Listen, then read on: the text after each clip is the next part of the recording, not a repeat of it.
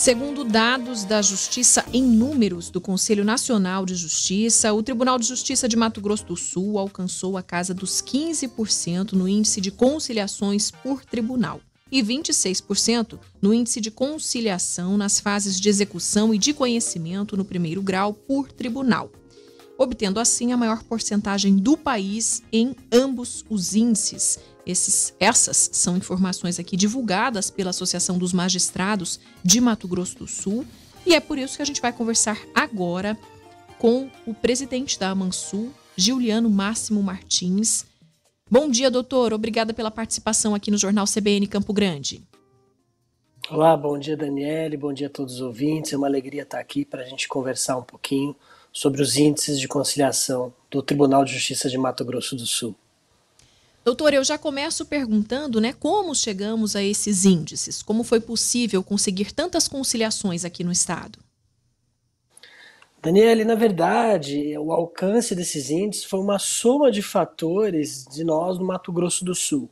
A iniciar pela nossa história, que nós fomos os precursores da lei dos juizados especiais, que tem como um dos princípios a conciliação, a informalidade, o resultado no litígio.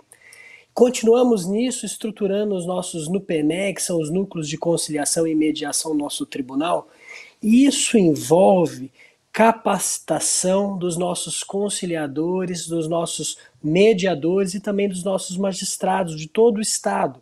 Isso faz com que nós alertemos as partes nas audiências os benefícios da conciliação e da mediação, e com isso nós acreditamos que conseguimos alcançar os índices tão expressivos comparando com todos os tribunais do país. Que tipo de questões envolvem essas conciliações? Desculpe, doutor, que tipo de questões envolvem essas conciliações? As conciliações, elas podem ser realizadas em todos os processos de natureza civil. Então, qualquer tipo de processo, seja um processo de família, seja um processo de cobrança, qualquer tipo de processo, é possível ser realizada a conciliação. A mediação ela está mais relacionada quando as situações em que as partes têm uma relação mais duradoura, uma relação de afeto, então é mais utilizada nas áreas de família.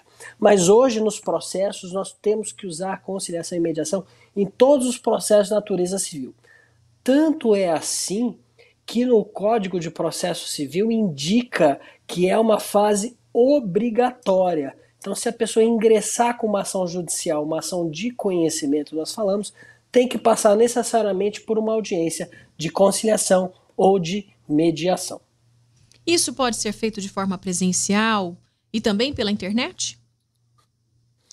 Sim, hoje os instrumentos de realização das audiências são variados, Voltamos já a 100% presencial nos fóruns, porém, a critério do magistrado e também dependendo da estrutura dos conciliadores e dos mediadores, ainda é feito de maneira virtual, o que facilita muito a participação das partes. Então veja, alguns juízes gostariam que seja presencial para ele fazer as explanações ali presencial das partes, porém alguns ainda optam pelo sistema remoto, beneficiando e facilitando o transporte das pessoas ao tribunal, também com as mesmas explicações dos benefícios da conciliação.